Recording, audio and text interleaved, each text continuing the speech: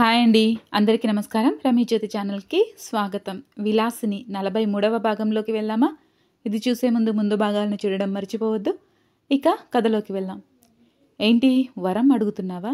నీకు రావాల్సిన డబ్బుల కంటే కూడా ఎక్కువే నీ బిడ్డ పట్టుకుపోయింది. అది ఎక్కడ ఉందో చెప్పకపోతే ఇప్పుడే దీన్ని పీక పిసికి చంపేస్తాను అని అన్నాడు కోటేశ్వరయ్య. అప్పుడే లోపలికి రాబోతున్న నర్స్ని బయట ఉన్న తన అనుచరులు ఆపేశారు. నిజంగానే స్వప్నిక కంఠం పట్టుకుని నొక్కుతూ ఉన్నాడు కోటేశ్వరయ్య. అది చూసి భయంతో కోటేశ్వరయ్య అన్నంత పని చేసేలా ఉన్నాడు అని అనుకున్న రత్తాలు గీతిక బస్టాండ్కి వెళ్ళింది. ఊరు వెళ్ళడానికి అని నిజం చెప్పేసింది.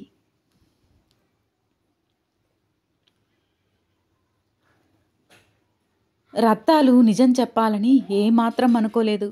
ఎక్కడ అతను స్వప్నికని ఏదైనా చేస్తాడేమో అన్న భయంతో చెప్పింది. కానీ అక్కడ గీతిక పరిస్థితి ఏంటో అర్థం కాక భయంతో చూస్తూ ఉంది. సరే, ఇప్పుడు నేను బస్టాండ్కి వెళ్తాను.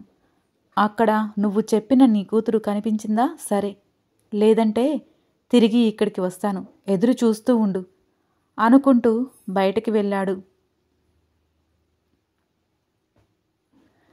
గీతిక బస్టాండ్లో కూర్చుని ఉంది.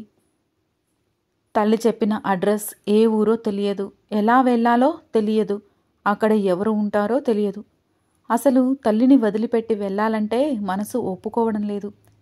పైగా అక్కడికి వెళ్తే ఎలాంటి పరిస్థితులు ఎదుర్కోవాల్సి వస్తుందో అని మరొక వైపు భయం. అందుకే ఏ బస్సు ఎక్కితే ఆ ఊరికి వెళ్తారో కూడా కనుక్కోవాలని అనుకోవడం లేదు గీతిక. అలాగే కూర్చుని శూన్యంలోకి చూస్తూ ఉంది. ఒక చెయ్యి చల్లగా తన భుజాన్ని తడిమింది. వెంటనే ఉలిక్కిపడింది గీతిక.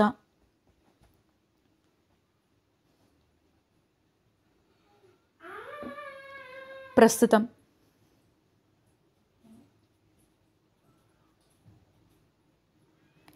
చల్లగా తన భుజాన్ని ఏదో చెయ్యి తగలడంతో ఉలిక్కిపడి వెనక్కి తిరిగింది స్వప్న. వయ్యారం తననే చూస్తూ, ఏంటి నువ్వు ఇక్కడ అని అడిగాడు ఆశ్చర్యంగా. ఊపిరి పీల్చుకొని ముందుకు తిరిగింది. హర్ష అక్కడే ఉన్నాడా లేదా వెళ్ళిపోయాడా అనుకుని అంతసేపు పరధ్యానంలో ఉండడంతో హర్షాన్ని పట్టించుకోలేదు స్వప్న. హర్ష ఇంటికి వెళ్దాం అని స్వప్న ఎప్పుడు అంటుందో అని దీనంగా తననే చూస్తూ ఉన్నాడు. ఎప్పుడైతే వయ్యారం వచ్చి స్వప్న భుజంపై చెయ్యి వేశాడో కోపంగా లేచిని నిల్చున్నాడు హర్ష. హర్ష కోపాన్ని గమనించిన స్వప్న లేచి వయ్యారం వైపుకు చూస్తూ నవ్వుతూ, ఏంటి వయ్యారం, నువ్వు ఇక్కడ ఉన్నావు ఈ సమయంలో అని అంది. ఆ ప్రశ్న నేను కదా అడిగాను, అడగాల్సింది కూడా నేనే కదా, నువ్వేంటి ఈ సమయంలో ఒక్కదానివి ఉన్నావు, ఎవరూ రాలేదా అంటూ చుట్టూ చూశాడు. వయ్యారం అలా వెతుకుతూ ఉండడంతో వెంటనే మొహానికి చేయి అడ్డుపెట్టుకొని పక్కకు తిరిగాడు హర్ష. ఎవరూ రాలేదు, నేను ఒక్కదాన్నే వచ్చాను అని అంది స్వప్న హర్ష వైపుకు కొంచెం కోపంగా చూస్తూ. అది సరే కానీ ఇలా ఇంతమంది జనంలో నువ్వు నన్ను వయ్యారం అని పిలవడం అవసరమా? నువ్వు ఇందాక అలా పిలవగానే పక్కన ఒక ఆవిడ చూసింది తెలుసా అని అన్నాడు వయ్యారం. అస్సలు కుదరదు. నీ పేరేంటో తెలియకముందు ఒక లెక్క, తెలిసాక ఒక లెక్క. ఇంత వయ్యారంగా పేరు పెట్టుకున్నాక ఆ పేరుతో పిలవకుండా ఎలా ఉండగలను చెప్పు అంటూ కిసుక్కున నవ్వింది స్వప్న.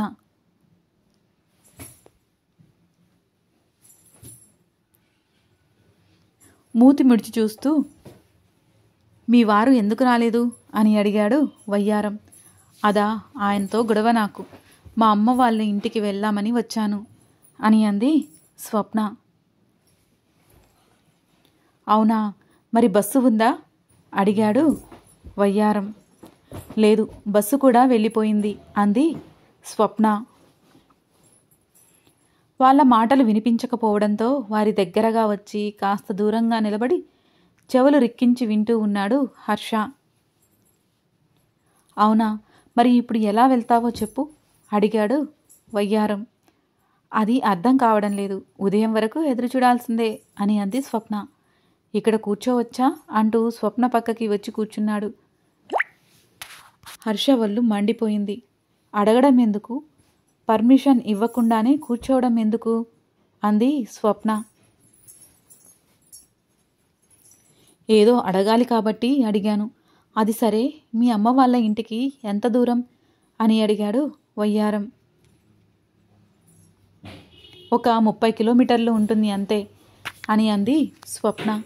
అంతేనా? అయితే పద, నా బండి మీద దిగపెడతాను. తెల్లవార్లు ఇక్కడ ఏమీ ఎదురు చూస్తావు అని అన్నాడు వయ్యారం.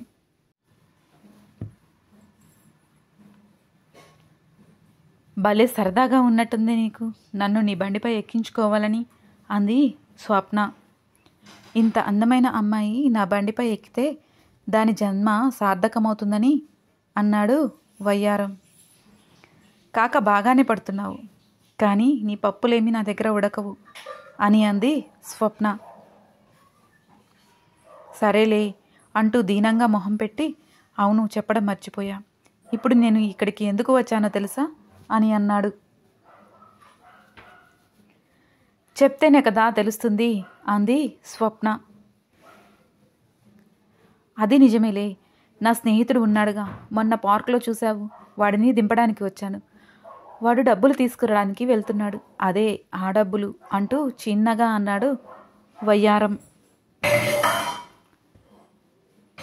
ఇప్పుడు ఆ విషయం ఎందుకు కానీ, నన్ను మా అమ్మ వాళ్ళ ఇంటి దగ్గర దింపుతా అన్నావు కదా, నీకేం అభ్యంతరం లేదా, ఏం పని లేదు కదా అని అడిగింది స్వప్న. స్వప్న అలా అడగడంతో నిజంగానే అన్నంత పని చేస్తుంది అని అనుకున్న హర్ష త్వరగా వారి ముందు వచ్చి నిలబడ్డాడు. హర్షని చూసిన వయ్యారం, హర్ష గారు మీరు ఇక్కడే ఉన్నారా, మీరు రాలేదని చెప్పింది స్వప్న అని అన్నాడు. ఇప్పుడు నీకేమైనా ఇబ్బందిగా ఉందా, నేను వచ్చేశాక తోడుగా నిలబడినట్లున్నావు, ఇక నువ్వు వెళ్ళొచ్చు అని అన్నాడు హర్ష. సరే సరే వెళ్తాను అంటూ 4 అడుగులు వేయగానే, హలో వయ్యారం, నన్ను దింపుతా అన్నావు కదా, దింపకుండానే వెళ్ళిపోతున్నావేంటి అంది స్వప్న హర్షని పట్టించుకోకుండా. వెంటనే వెనక్కి తిరిగి మళ్ళీ వారి దగ్గరికి రాబోయాడు. నేను చూసుకుంటాను, నువ్వెళ్ళు అంటూ చాలా కోపంగా అన్నాడు హర్ష. ముందు నుయ్యి వెనక గొయ్యి అన్నట్లుగా ఉంది వయ్యారం పరిస్థితి. ఏం చేయాలో అర్థం కాక స్వప్న వైపుకు చూస్తూ వెనక్కి అడుగులు వేస్తూ వెళ్ళిపోయాడు వయ్యారం.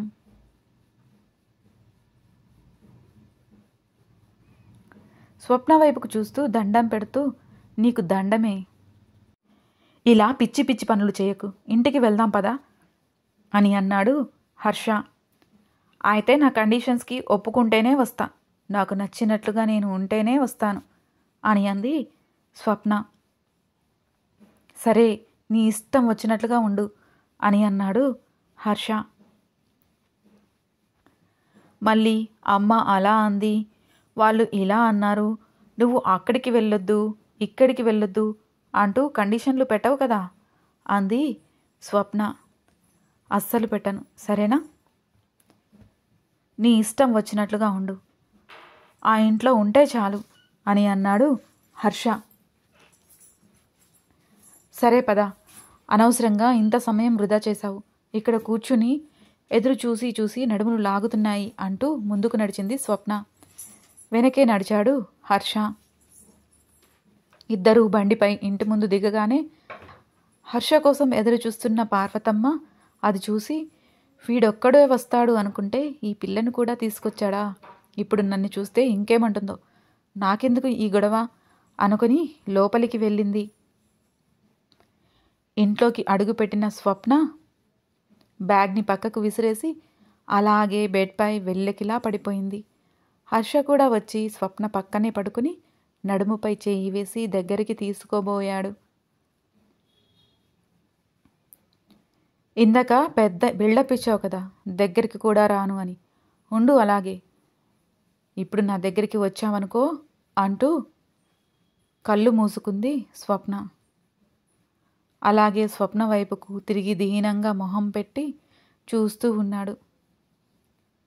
ఏదో సాధిద్దామని అనుకున్నా, కానీ అది నా వల్ల అవుతుందా? రాకాసి దొరికింది నాకు అని అనుకున్నాడు హర్ష.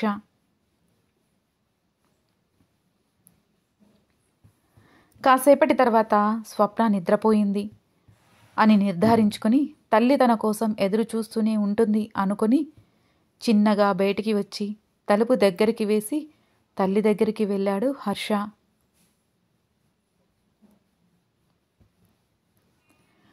కొనసాగుతుంది. మీకు ఈ కథ నచ్చినట్లయితే లైక్ చేయండి, షేర్ చేయండి. మరిన్ని నా కథలను మిస్ కాకుండా ఉండడం కోసం వెంటనే నా ఛానల్ని సబ్స్క్రైబ్ చేసుకోండి. ఈ కథపై మీ అభిప్రాయాలను తెలియచేయడం మర్చిపోవద్దు. మరో భాగంతో మీ ముందుకు వస్తాను. మీ రమీ జ్యోతి. కొన్ని పర్సనల్ ప్రాబ్లమ్స్ వల్ల ఇన్ని రోజులు స్టోరీ ఇవ్వలేదు. ఇక నుండి రెగ్యులర్గా ఇస్తాను. ఫాలో అయిపోండి.